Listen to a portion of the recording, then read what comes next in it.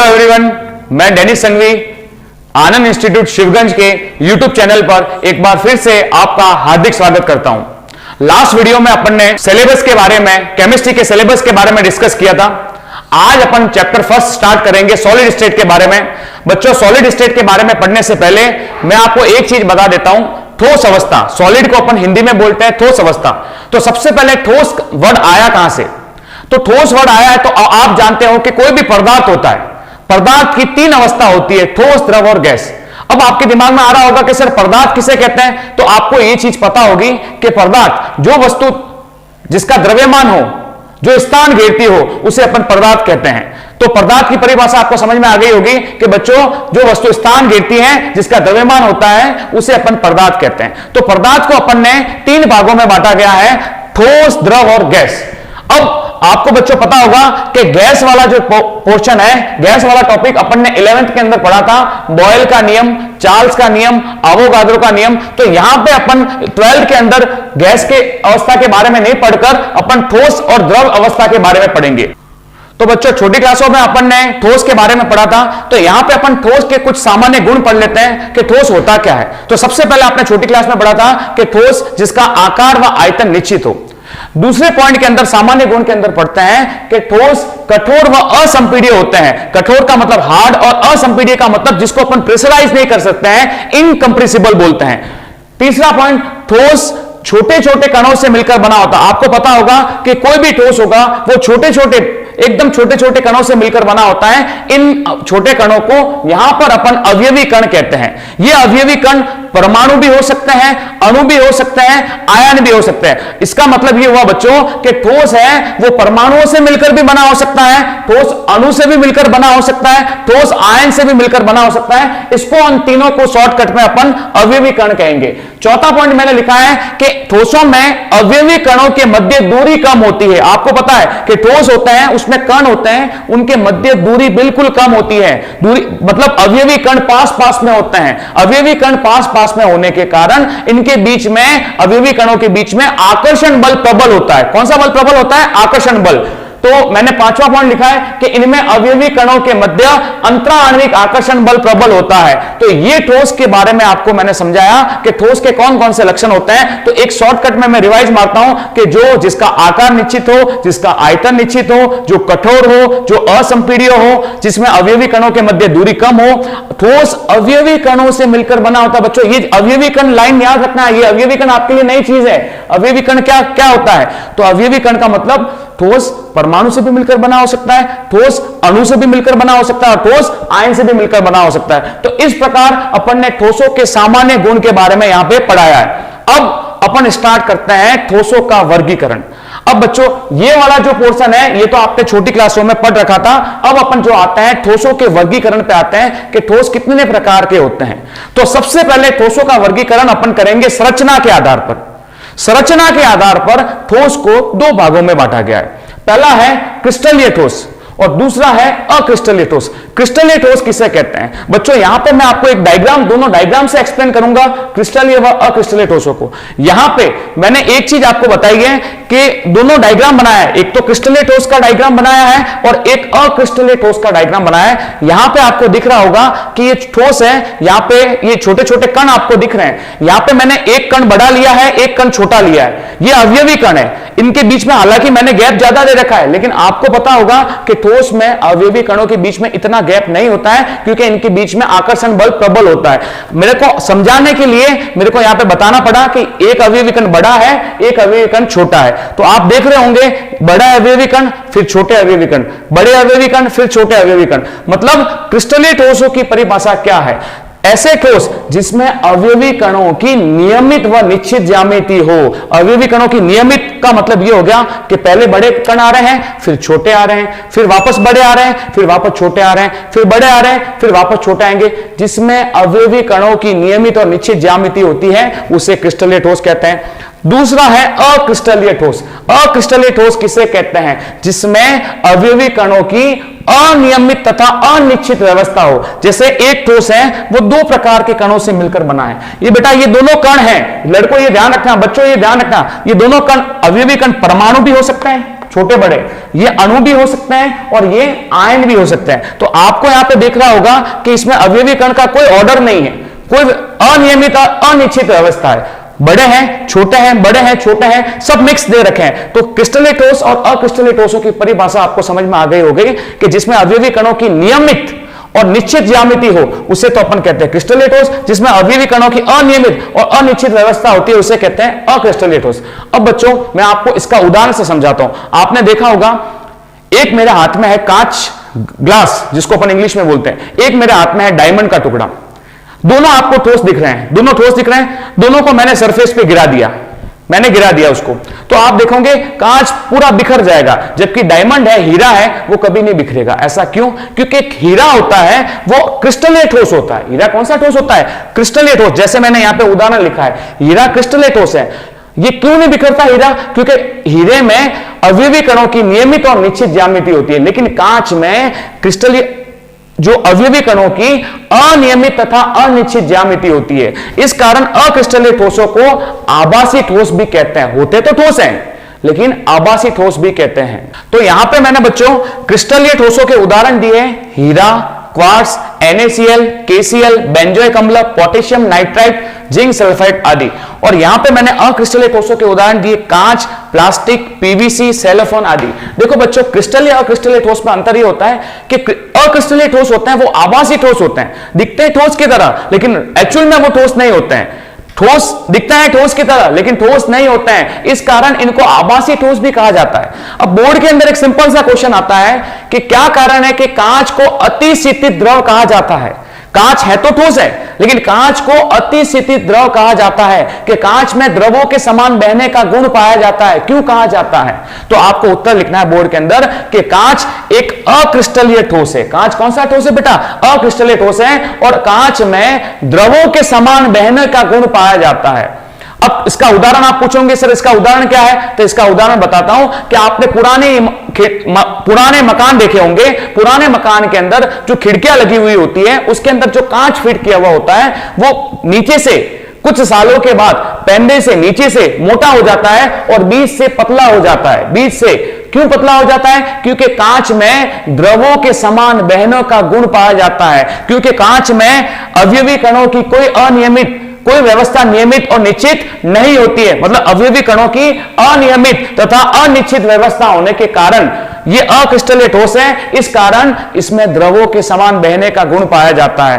अब अपन अक्रिस्टलीय व अक्रिस्टलीय ठोसों में चार अंतर पढ़ेंगे। तो सबसे पहले मैं एक आपको बता देता हूं, इसमें जो इंपॉर्टेंट चीज थी कि ठोस किससे मिलकर बने होते हैं, तो ठोस अवयवी कणों से। जैसे यहां पे मैं एक डायग्राम से आपको समझाता हूं कि ठोस है, ये जैसे ठोस का एक मैंने टुकड़ा लिया तो ठोस है, यहां पे छोटे छोटे अवयवी कण है। ये अवयवी कण कौन हो सकते हैं बेटा? ये अवयवी कण परमाणु भी हो सकते हैं, अणु भी हो सकते हैं और आयन भी हो सकते हैं। तो परमाणु, अणु और आयन को यहां पे अपन ने अवयवी कण नाम दे दिया है। अब यहां पे अपन लेते हैं क्रिस्टलीय व अक्रिस्टलीय ठोसों में अंतर। सबसे पहले क्रिस्टलीय ठोस किसे कहते हैं? सबसे पहली चीज तो ये क्रिस्टलीय ठोस किसे कहते हैं कि पहली डेफिनेशन से आपको स्पष्ट है कि क्रिस्टलीय ठोस किसे कहते हैं? जिसमें अवयवी कण व्यवस्थित हो। जिसमें अवयवी कण क्या हो? अवयवी कणों की नियमित तथा निश्चित ज्यामिति हो। तो पहला अंतर आपको समझ में आ गया होगा। अक्रिस्टलीय ठोस का पहला पॉइंट क्या है? जिसमें अवयवी कणों की अनियमित तथा अनिश्चित व्यवस्था हो, उसे अक्रिस्टलीय ठोस कहते हैं। अब वापस अपन क्रिस्टलीय ठोस का दूसरा पॉइंट लेते हैं। क्रिस्टलीय ठोस किसे कहते हैं? इनका गलनांक निश्चित होता है। जैसे क्रिस्टलीय ठोस का में अंतर क्या है? अक्रिस्टलीय ठोस का गलनांक अनिश्चित होता है। वापस मैं लेता हूं दूसरा पॉइंट कि इसका गलनांक निश्चित होता है, इसका गलनांक अनिश्चित होता है। गलनांक निश्चित होने का मतलब ये होगा कि कोई भी ठोस, क्रिस्टलीय ठोस लो, वो एक फिक्स टेम्परेचर पर गलेगा। गलनांक का मतलब वो गलेगा, लेकिन अक्रिस्टलीय ठोस है वो ताप के साथ धीरे धीरे धीरे पिघलेगा। जैसे कांच का गलनांक 1200 से 1400 डिग्री सेंटीग्रेड होता है, मतलब 1200, 1350, 1400, तो इनका गलनांक अनिश्चित होता है। अब क्रिस्टलीय ठोसों में विषम देशिकता का गुण पाया जाता है। अब बच्चों एक चीज आपको ध्यान रखनी है, ये वाला जो है क्वेश्चन है विषम देशिकता। क्रिस्टलीय ठोसों में विषम देशिकता का गुण पाया जाता है। विषम देशिकता किसे कहते हैं अभी मैं आपको समझाऊंगा, पूरा एक्सप्लेन करूंगा। जबकि अक्रिस्टलीय ठोसों में समदेशिकता का गुण पाया जाता है। समदेशिकता को भी मैं यहां पे एक्सप्लेन करूंगा, यहां पे मैंने डेफिनेशन लिख रखी है। फिर यहां पे लिखा है क्रिस्टलीय ठोसों में विदलन गुण प्रदर्शित करते हैं। विदलन गुण का मतलब यह होता है कि जब क्रिस्टलीय ठोसों को किसी औजार से काटा जाता है तो उसकी पुरानी सतह और नई सतह दोनों समान प्राप्त हो तो वह विदलन गुण कहलाता है। मतलब क्रिस्टलीय ठोस में पुरानी सतह व नई सतह समान प्राप्त होती है, यह विदलन गुण प्रदर्शित करता है। जबकि अक्रिस्टलीय ठोस है विदलन गुण प्रदर्शित नहीं करता है, मतलब पुरानी सतह और नई सतह एक समान प्राप्त नहीं होती है, इसे अपन विदलन गुण कहते हैं।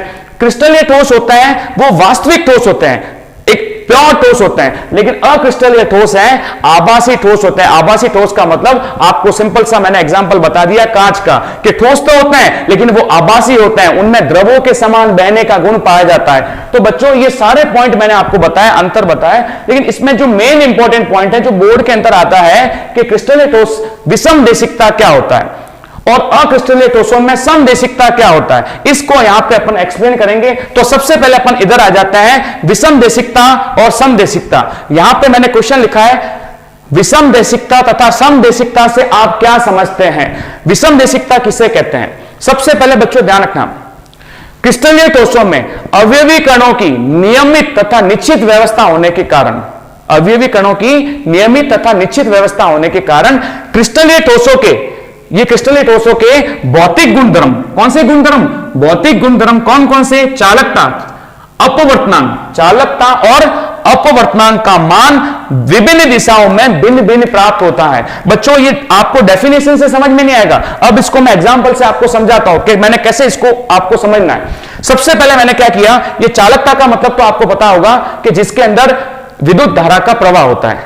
अपवर्तनांक वर्ड ये फिजिक्स का वर्ड है, इसका मतलब भी आपको पता होना चाहिए कि जब प्रकाश की किरण एक माध्यम से दूसरे माध्यम में जाती है तो वो जिस एंगल से विचलित हुई है, जितना एंगल से विचलित हुई है और उस विचलन को नापने के लिए जो अपन फैक्टर लेते हैं उसको अपन कहते हैं अपवर्तनांक। तो सबसे पहले ध्यान रखना, क्रिस्टलीय ठोसों में अवयवी कणों की नियमित व निश्चित व्यवस्था होने के कारण उनके भौतिक गुणधर्म चालकता और अपवर्तनांक का मान विभिन्न दिशाओं में, कौन सी दिशाओं में? अलग अलग दिशाओं में। जैसे मैंने एक क्रिस्टलीय ठोस ले लिया, यहां से मैंने एक किरण को गुजारा, सबसे पहले मैंने दो किरण ली, यहां से सबसे पहले मैंने एक किरण को यहां से सीधा गुजारा, सूर्य के प्रकाश की किरण को गुजारा, तो आप देखोगे इस किरण के एक तरफ तो है बड़े कण, एक तरफ है छोटे कण, दिख रहे हैं आपको। फिर मैंने दूसरी किरण ली, इस किरण को मैंने यहां से गुजारा, तो यहां पे आप देखोगे पहले छोटा आ रहा है, फिर बड़ा आ रहा है, फिर छोटा आ रहा है, फिर बड़ा आ रहा है। मतलब यहां इस किरण का जो अपवर्तनांक होगा μ1,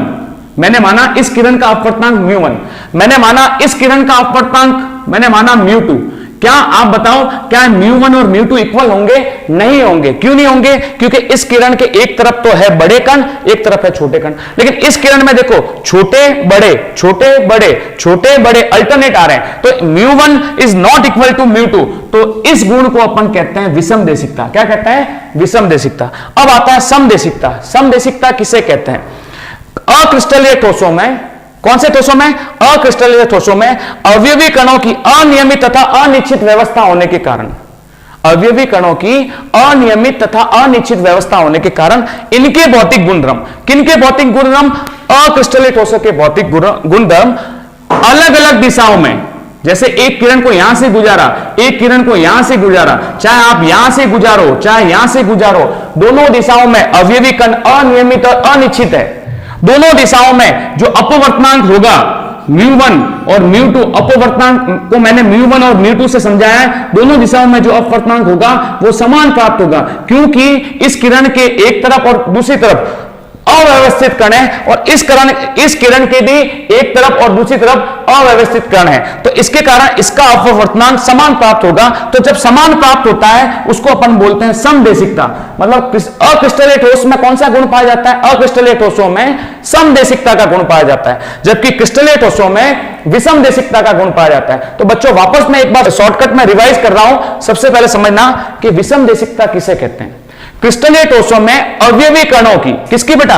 अवयवी कणों की नियमित और निश्चित व्यवस्था होने के कारण इनके भौतिक गुणधर्म, क्या?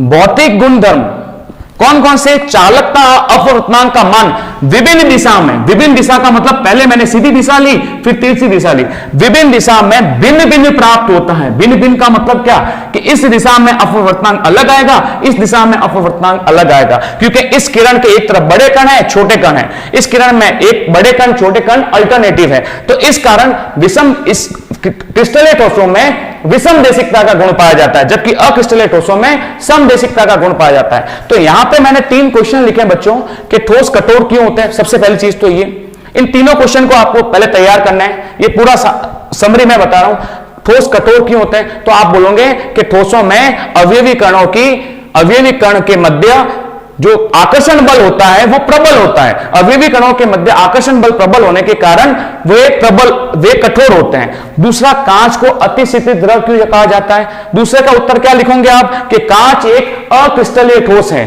कांच क्या है? अक्रिस्टलीय ठोस है। अक्रिस्टलीय ठोस होने के कारण इनमें द्रवों के समान बहने का गुण पाया जाता है, इस कारण कांच को अतिशीतल द्रव कहा जाता है। तीसरा मैंने लिखा है विषम देशिकता तथा सम देशिकता से आप क्या समझते हैं। विषम देशिकता और सम देशिकता को मैंने आपको अच्छे से एक्सप्लेन कर दिया है। तो बच्चों ये इसका अपन एक बार रिवाइज कर लेते हैं कि ठोस होता क्या है, ठोस के गुण क्या क्या होते हैं। आपको मैंने बता दिया, जिसका आकार निश्चित हो, जिसका आयतन निश्चित हो, जो कठोर हो, जो असंपीड्य हो, जो अवयवी कणों से मिलकर बना हो। अवयवी कण कौन कौन हो सकते हैं? ठोस किससे मिलकर बना हो सकता है? परमाणु से भी, अणु से भी और आयन से भी, इन तीनों में से मिलकर बना हो सकता है। तो ठोसों के सामान्य गुण आपको समझ में आ गए होंगे। फिर मैंने लिखा है अवयवी कणों की व्यवस्था, मतलब संरचना के आधार पर ठोसों का वर्गीकरण 2 प्रकार का होता है, क्रिस्टलीय व अक्रिस्टलीय। जिसकी नियमित और निश्चित ज्यामिति होती है उसे क्रिस्टलीय ठोस कहते हैं, जिसकी अनियमित अनिश्चित ज्यामिति होते हैं उसे अक्रिस्टलीय ठोस कहते हैं। इसके उदाहरण मैंने लिखा है, उदाहरण भी आपको समझ में आ गए होंगे। फिर मैंने लिखा है क्रिस्टलीय व अक्रिस्टलीय ठोसों में अंतर, जिसमें थर्ड पॉइंट था विषम देशिकता और सम देशिकता में अंतर। ये पॉइंट बोर्ड में आता रहता है, इस पे आप ज्यादा वेटेज देना। विषम देशिकता किसे कहते हैं, सम देशिकता किसे कहते हैं, एक बार मैं वापस बता देता हूं। विषम देशिकता के क्रिस्टलीय ठोसों में अवयवी कणों की नियमित और निश्चित व्यवस्था होने के कारण उनके भौतिक गुणधर्म, किसके भौतिक गुणधर्म? क्रिस्टलीय ठोसों के भौतिक गुणधर्म विभिन्न दिशाओं में अलग अलग प्राप्त होंगे। इस गुण को अपन कहते हैं विषम देशिकता। और अगर समान प्राप्त होता है, समान किसमें प्राप्त होता है? अक्रिस्टलीय ठोसों में समान प्राप्त होता है, तो इसे अपन कहते हैं समदेशिकता। बच्चों आज का ये वीडियो यहीं पे है। नेक्स्ट वीडियो में अपन पढ़ेंगे अवयवी कणों के आधार पर ठोसों का वर्गीकरण पढ़ेंगे। यहां पे अवयवी कणों की व्यवस्था थी, वहां पे अपन नेक्स्ट वीडियो में पढ़ेंगे अवयवी कणों के आधार पर। मिलते हैं बच्चों अब नेक्स्ट वीडियो में। जय हिंद, वंदे मातरम।